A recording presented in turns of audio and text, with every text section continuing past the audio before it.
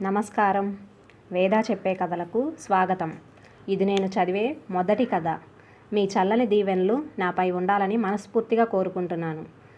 ఈరోజు మనం శ్రీపతి లలిత గారు రచించిన జీవించు నీ కోసమే అనే కథను చదివి వినిపించబోతున్నాను. విని ఆనందించండి. అక్కయ్య, మా వసు కొడుకు పెళ్ళి మీ ఊళ్ళోనేగా. నేను 2 రోజుల ముందు నీ దగ్గరికి వస్తా. ఎన్నేళ్ళయిందో నీ దగ్గర 2 రోజులుండి ఉత్సాహంగా చెప్తున్న శశితో, అవును కదా, మీ వసు కార్డు వేసి ఫోన్ చేసి చెప్పింది. మరి మీ ఆయనో అడిగింది శశి అక్క ఉష. ఆయన పెళ్లి వాళ్ళతో వస్తారు. పెళ్ళయ్యాక ఉండడం నాకు అవదు. మళ్ళీ వ్రతానికి హైదరాబాద్ వచ్చేయాలి కదా, అందుకే ముందే వద్దామని. స్టేషన్ నుంచి నేనే వచ్చేస్తానులే, ఎవరూ రావద్దు ఆగకుండా చెప్తున్న శశితో, అలాగే, రైలు ఎక్కగానే ఫోన్ చెయ్యి అంటూ ఫోన్ పెట్టేసింది ఉష. తాను వస్తున్నానని చెప్తే ఎంతో ఆనందపడుతుంది అనుకున్న అక్క ఏదో నీరసంగా సరే అన్నదేమిటి అనిపించినా అంత పట్టించుకోలేదు శశి. శశి, ఉష అక్క చెల్లెళ్ళు. ఉష భర్త సూర్యం ఆంధ్ర యూనివర్సిటీలో ప్రొఫెసర్గా రిటైర్ అయ్యారు. వైజాగ్ లాసన్స్ బేలో ఇల్లు, మంచి పెన్షను. పిల్లలు అమెరికాలో సెటిల్ అయ్యారు. శశి భర్త చంద్రం రాష్ట్ర ప్రభుత్వంలో మామూలు స్థాయిలో చేసి రిటైర్ అయ్యాడు.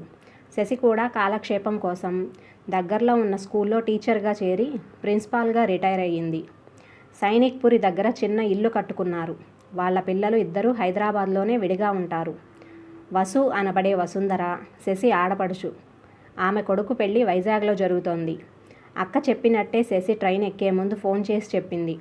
ఉదయం రైలు దిగగానే ఆటోలో అక్క ఇంటికి వెళ్ళింది. శశి వెళ్ళేసరికి 7 అవుతోంది.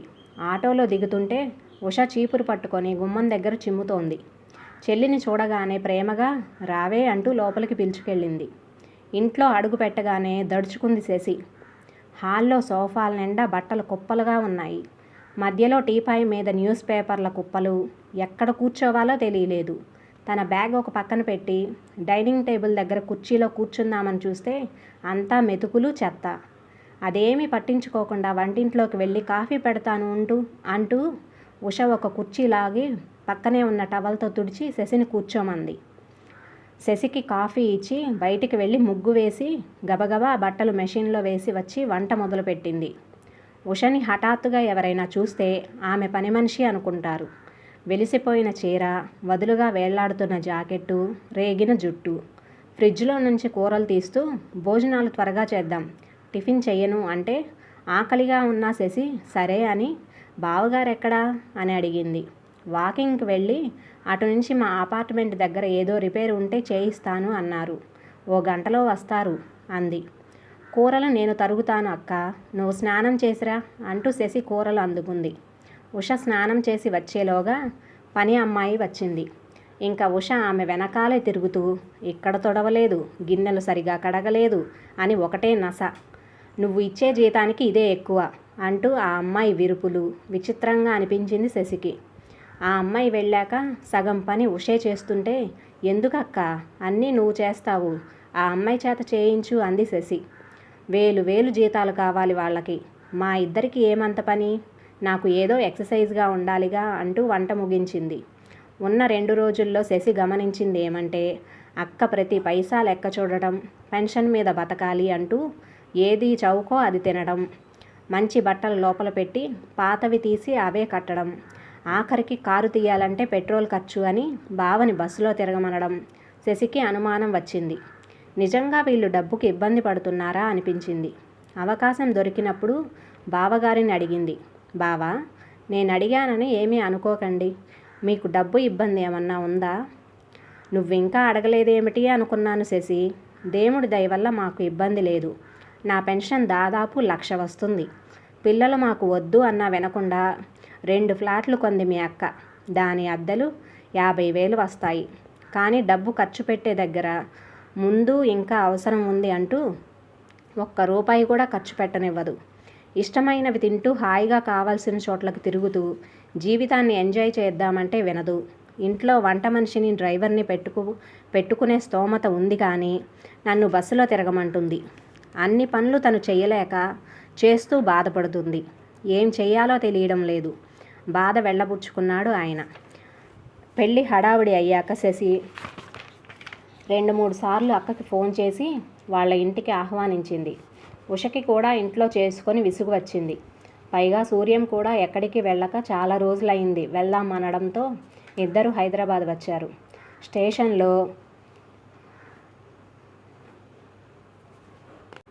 స్టేషన్లో శశి భర్త చంద్రం వీళ్ళ కోసం ప్లాట్ఫామ్ మీద వేచి చూస్తున్నాడు. వీళ్ళు రైలు దిగగానే, రండి, వెల్కమ్ టు హైదరాబాద్, మీ చెల్లెళ్ళు మీకోసం ఇంట్లో ఎదురు చూస్తోంది అని ఆహ్వానిస్తుంటే వీళ్ళ సామాను చంద్రం పక్కన ఉన్న అతను పట్టుకున్నాడు. ఉష అది చూసి, అయ్యో మన సామాను అంటూ కంగారు పడుతుంటే చంద్రం నవ్వుతూ, మనవాడే వదిన, సాయి మన డ్రైవర్ అన్నాడు. డ్రైవరే అంటూ నోరు వెళ్ళబెట్టింది ఉష. కారు ఇంటి ముందు ఆగాక అందరూ దిగారు. కాలనీ అంతా చెట్లు, విశాలమైన రోడ్లు, నీట్గా ఉంది. శశి చంద్రంల ఇల్లు చిన్నదైనా చూడముచ్చటగా ఉంది. మేము మీ పిల్లల పెళ్ళిళ్ళకు వచ్చాం, ఇల్లు కొత్తగా ఉంది, ఏమైనా మార్పులు చేశారా అన్న సూర్యంతో, ఏమీ లేదు అన్నగారు, కాస్త రెగ్యులర్ రిపేర్లు చేయించడం, 5 ఏళ్లకు ఒకసారి రంగులు వేయించడం అంతే అన్నాడు చంద్రం. తమ ఇంటికి రంగులు ఎప్పుడు వేయించాం అని ఉష ఆలోచిస్తే 15 ఏళ్ళు అయింది. రిపేర్లు చేయించి కూడా చాలా కాలం అని గుర్తు వచ్చింది. అందుకే ఇల్లు పెచ్చులు ఊడిపోయి పాతగా ఉంది అనుకుంది. ఇంటి లోపలికి అడుగు పెడుతుంటే హాయిగా అనిపించింది. తక్కువ సామాను ఉన్నా అన్నీ శుభ్రంగా సర్ది ఉన్నాయి. సోఫాలు, వాటి మీద కుషన్లు, కిటికీలకు తెల్లటి కర్టెన్లు వేసి ఎక్కడా బూజు దుమ్ము లేకుండా నీట్గా ఉంది. సాయి సామాన్లు తీసుకొచ్చి ఒక బెడ్రూమ్లో పెట్టాడు. డైనింగ్ టేబుల్ మీద ప్లేట్లు, గ్లాసులు అమర్చి ఉన్నాయి. మధ్యలో ఒక చిన్న వాజ్లో ఇంట్లో పూసిన తెల్ల, ఎర్ర గన్నేరు పెట్టి ఉన్నాయి. ఇంట్లోంచి మంచి అగరబత్తి పరిమళం వస్తోంది. ప్రయాణం బాగా జరిగిందా అంటూ పలకరించిన శశిని చూసి ఉషకి సిగ్గు వేసింది. అప్పటికే స్నానం చేసి ఇస్త్రీ చేసిన నూలు చీర కట్టుకుంది. తల శుభ్రంగా దువ్వుకొని చిన్న క్లిప్ పెట్టుకుంది. పూజ కూడా అయినట్లు ముఖాన బొట్టు, కింద చిన్న కుంకుమ బొట్టు ఉంది. ఉషకి తాను శశి వచ్చినప్పుడు ఎలా ఉందో గుర్తొచ్చి సిగ్గేసింది. అక్క, ఫ్రెష్ అయ్యి రండి, టిఫిన్ రెడీగా ఉంది అంది. ఏకంగా స్నానం చేస్తాను అని అంటే బాత్రూమ్ చూపించింది. లోపల శుభ్రమైన టవలు, కొత్త సబ్బు, కొత్త టూత్ బ్రష్, పేస్టు, చిన్న నాప్కిను అన్నీ ఉన్నాయి. బాత్రూమ్ కూడా మంచి ఫ్రెషనర్ వాసన వస్తూ మెరుస్తోంది. ఉషా, సూర్యం స్నానం చేసి తయారయ్యి వచ్చేసరికి టేబుల్ మీద టిఫిన్లు పెట్టి ఉంచారు. ప్రయాణం చేసి వచ్చారేమో, ఇద్దరికీ ఆకలిగా ఉంది. శశి, చంద్రం కూడా కూర్చున్నారు.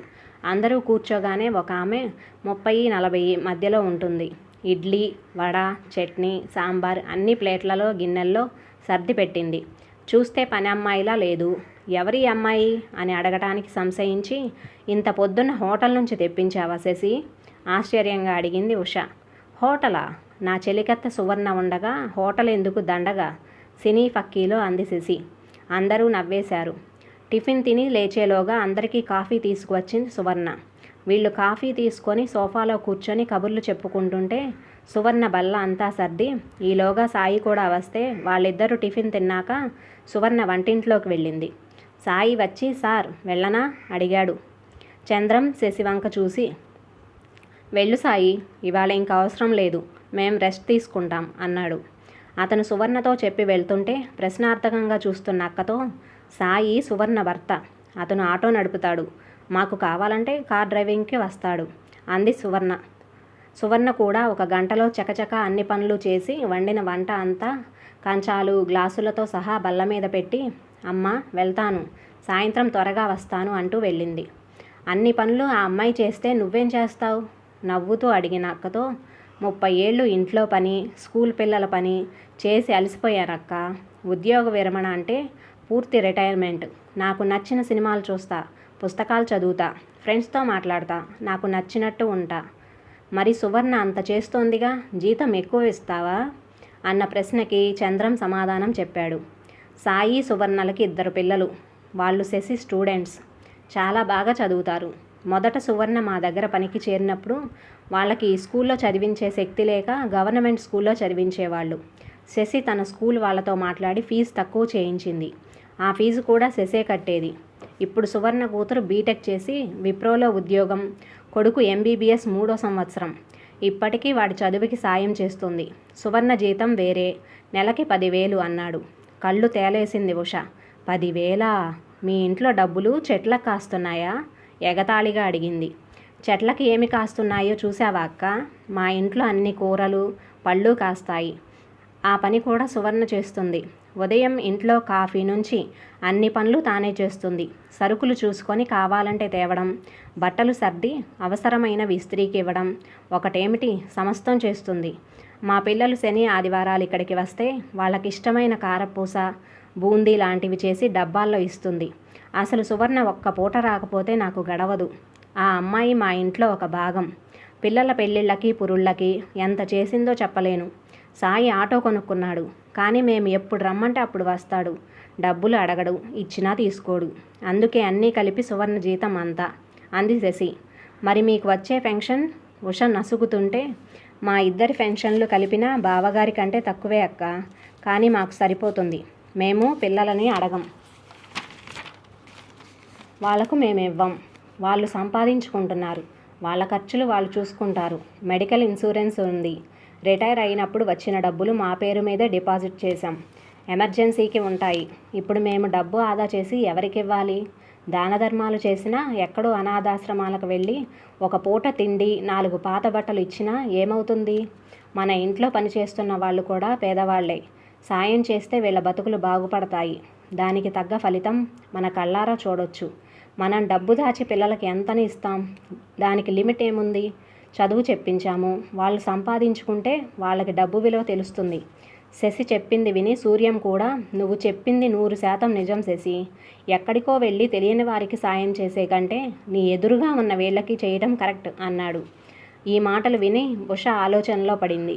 శశికి కావాల్సింది కూడా అదే. భోజనాలు అయ్యాక అందరూ కాసేపు విశ్రాంతి తీసుకొని లేచారు.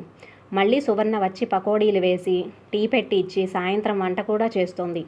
శశి వైజాగ్లో ఉన్న కాసేపు తను ఇంటి పనిని, వంట పనిని ఒక్క నిమిషం కూర్చొని కబుర్లు చెప్పకుండా విసుగ్గా తిరిగిన విషయం గుర్తు వచ్చింది ఉషకి. అదే శశి చక్కగా తమతో కూర్చొని స్థిమితంగా కబుర్లు చెప్తోంది. సాయంత్రం స్నానాలు చేసి బయట కుర్చీ వేసుకొని కూర్చున్నారు నలుగురు. సువర్ణ చెట్లలో పాదులు చేసి ఆకులు తీసి శుభ్రం చేసింది. సన్నజాజి పూలు కోసి శశికి ఇస్తే దండ కట్టి అక్కకు ఇచ్చి తాను పెట్టుకుంది. వీళ్ళు కబుర్లు చెప్పుకుంటుంటే బయట మోటార్ సైకిల్ ఆగింది. ఒక అబ్బాయి అమ్మాయి లోపలికి వచ్చారు. గుడ్ ఈవినింగ్ టీచర్ అంటూ. సువర్ణ పిల్లలు జ్యోతి, దీపు అంటూ పరిచయం చేసింది శశి. దీపు అన్న అతను చంద్రం చెయ్యి పట్టుకొని పల్స్ చూస్తూ, మందు వేసుకున్నారా? బీపీ కొంచెం ఎక్కువగా ఉంది. చుట్టాలు వచ్చారని అన్నీ పెట్టేస్తున్నారా టీచర్ అంటూ శశి వంక చూశాడు. పర్లేదులే దీపు, ఒకరోజు తింటే ఏమీ అవ్వదు మీ సారుకి, వదిలేయ్ అని. ఈ మధ్య చంద్రానికి కొంచెం బీపీ పెరిగింది. పిల్లలు దీపుకి అప్పచెప్పారు. తనేమో మరీ స్ట్రిక్ట్. నవ్వుతూ అంది శశి. బల్ల మీద పకోడీలు ఉన్నాయి, ఇద్దరూ తినండి. దీపు, నీకు పరీక్ష ఉన్నట్లుంది రేపు, ఇంటికెళ్ళి శ్రద్ధగా చదువు అన్న శశిని చూసి, అలాగే టీచర్ అంటూ లోపలికి వెళ్ళారు ఇద్దరు. ఇది అంతా వింతగా ఉంది ఉషకి. ఇదేమిటి తల్లి, ఆ కుటుంబం మొత్తాన్ని నువ్వు దత్తత తీసుకున్నావా? ఈ రకంగా దోచిపెడుతున్నావు అంది ఉష. దీపు ఉండబట్టి మొన్న చంద్రానికి ప్రమాదం తప్పింది. సరిగ్గా సమయానికి హాస్పిటల్కి తీసుకెళ్ళాడు. లేకపోతే తనకు పెరిగిన బీపీకి హార్ట్అటాక్ వచ్చేది. మా పిల్లలు ఇక్కడే ఉన్నా వాళ్ళ ఆఫీస్ పనులు వాళ్ళవి. అది కాక సువర్ణ కుటుంబం మమ్మల్ని చూసుకుంటారని ధైర్యం. మాకు కూడా పిల్లల దగ్గర ఆ హడావుడిలో ఉండే కంటే ఇక్కడ ప్రశాంతంగా ఉండడమే ఇష్టం. కుదిరినప్పుడు మేము వెళ్తాం, వాళ్ళు వస్తారు. ఓపిక ఉన్నంత వరకు ఇలానే ఉంటేనే నయం. నేను చెప్పానని బాధపడకు కానీ మొన్న వచ్చినప్పుడు చూశాను. పని ఆమెకు ఇంకో 1000 ఇవ్వాలని అన్ని పనులు నువ్వే చేసుకొని అలసిపోతున్నావు. మంచి చీరలు పాడవుతాయని బీరువాలో పెట్టి పిచ్చివి కడుతున్నావు. ఎప్పుడు కట్టుకుంటావు అవన్నీ? నిజంగా మనకి ఏమన్నా అయితే అవన్నీ ఎవరికో పనిచేయడమేగా. మీకు కారులో తిరిగే స్తోమత ఉంది, కానీ బావగారిని బస్సులో వెళ్ళమంటావు. ఆయనకు కూడా వయసు పెరిగింది, ఓపిక తగ్గలేదా? కూరలు ఇంటి పక్కనే పెద్ద షాపులో రేటు ఎక్కువ అని మార్కెట్కు పంపుతావు. ఇద్దరికి ఎంత ఎక్కువ? పక్క షాపు వాడు బతకాలిగా. మీ పిల్లలు అమెరికాలో సెటిల్ అయ్యారు. నువ్వు కొన్న ఆ ఫ్లాట్స్ వాళ్ళకి అక్కర్లేదు. నువ్వు ఉన్నన్ని రోజులు వాటిని చూస్తావు, తర్వాత ఎలాగో అమ్మేసేదే. ఆ మాత్రానికి రిపేర్లు అది ఇది అని నువ్వు ఎందుకు అంత హైరాణ పడాలి? కావాలంటే ఆ ఫ్లాట్లో నువ్వే ఉండు. పెద్ద ఇల్లు చేయలేము అంటే అమ్మేయండి. రూపాయి కూడబెట్టి అవసరం లేని పిల్లలకు ఇచ్చే కంటే ఆ డబ్బుతో నువ్వు బావగారు హాయిగా సుఖపడండి. కావలసిన ప్రదేశాలకు తిరగండి, దాన ధర్మాలు చెయ్యండి. ఇలా అవసరమున్న పేద పిల్లలను చదివిస్తే పుణ్యం పురుషార్థం. నేను ఈ మధ్య శ్రీ మహేష్ సాయి రాసిన ఒక వ్యాసం చదివాను. Indian senior citizens are dying rich but not living rich అని. దాని ప్రకారం మన ఇండియాలో ఉన్న వయోవృద్ధులు చాలామంది డబ్బు ఉన్నా ఖర్చు పెట్టక పేదగా బతికి చనిపోయాక ఆ ధనం పిల్లలకు ఇవ్వాలని దాస్తున్నట్లు తెలుస్తోంది. ఆదా చేయటం, ఆస్తులు ఏర్పరచుకోవటం మంచిదే, చెయ్యాలి కూడా. కానీ ఆ ఆస్తులు నువ్వు అనుభవించకుండా ముందు తరాల కోసం దాచడం అవివేకం. పిల్లలకు ఇవ్వాల్సిన ఆస్తి ఇచ్చేయి, అది ఉంచుకుంటారా అమ్ముకుంటారో అనేది ఇంకా వాళ్ళ ఇష్టం. నువ్వు దానికి కాపలాదారుగా ఉండొద్దు. జీవించినంతకాలం హాయిగా ఉండు, నువ్వు తిను, నలుగురికి పెట్టు. ఎవరి సంతోషం కోసమో కాదు, నీ తృప్తి ఆనందం కోసం, నీ కోసం నువ్వు జీవించు. నువ్వు కూడబెట్టిన డబ్బును నువ్వే అనుభవించు. ఆగి అక్క వంక చూసింది శశి.